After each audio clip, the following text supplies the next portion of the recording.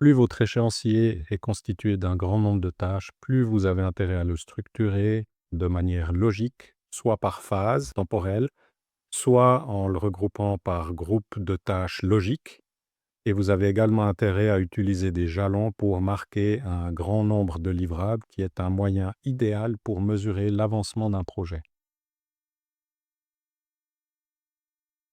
À l'ouverture de Merlin, vous avez par défaut la vue qui s'appelle répartition du travail entrée, qui est une vue idéale pour construire votre échéancier, donc saisir des activités et des jalons. Il existe dans Merlin plusieurs façons pour saisir une activité. La première est un simple double-clic dans la zone des colonnes, ce qui me permet d'insérer une première activité. Vous pouvez également passer par la souris. Si je fais un clic droit avec la souris, ça m'ouvre un menu dans lequel je vais trouver Insertion, Activité.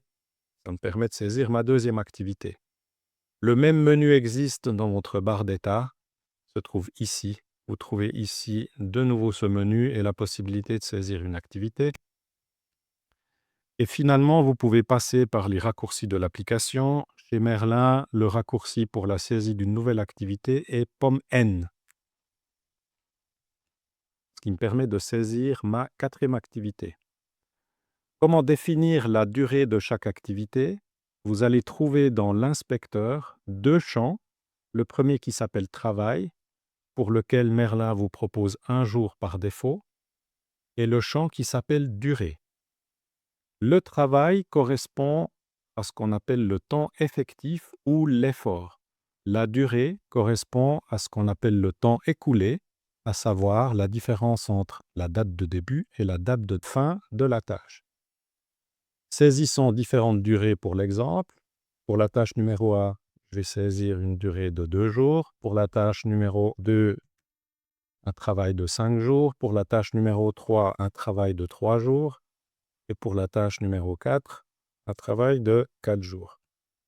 Admettons que nous voulons maintenant identifier dans notre échéancier soit une réalisation particulière, soit une date ou une échéance particulière. Nous pouvons, pour identifier cet élément, saisir ce qu'on appelle un jalon. Comment saisir un jalon? Je peux passer de nouveau par le menu, un clic droit du menu souris, et je peux identifier ici le jalon X. Je peux aussi créer une tâche qui s'appelle jalon Y, puis dans l'inspecteur, le transformer en jalon en cliquant sur le bouton ici. Un jalon est une activité de durée 0. Donc, vous avez les deux champs travail et durée qui disparaissent. Je souhaite maintenant regrouper ces 4 tâches et ces 2 jalons en 2 phases. Comment faire ça? Je peux créer ici une phase numéro 1 ainsi qu'une phase numéro 2. Partons du principe que les activités 1 et 2 fassent partie de la phase numéro 1, ainsi que le jalon X. Et les tâches 3, 4 et le jalon Y font partie de la phase 2. De cette manière-là, j'ai maintenant structuré mon échéancier en regroupant les tâches 1, 2 et le jalon X dans la phase 1. Par définition, les activités 1 et 2 sont des activités enfants de la phase 1 et les activités 3, 4 et le jalon Y sont les enfants de la phase numéro 2. Plus votre échéancier comporte un grand nombre d'activités, plus vous avez intérêt à le structurer en regroupant les activités par phase ou par groupe logique de tâches. Et vous avez également intérêt à insérer dans votre échéancier un grand nombre de jalons qui correspondent à des réalisations ou à des dates fixes. C'est particulièrement intéressant quand vous avez des tâches de très longue durée.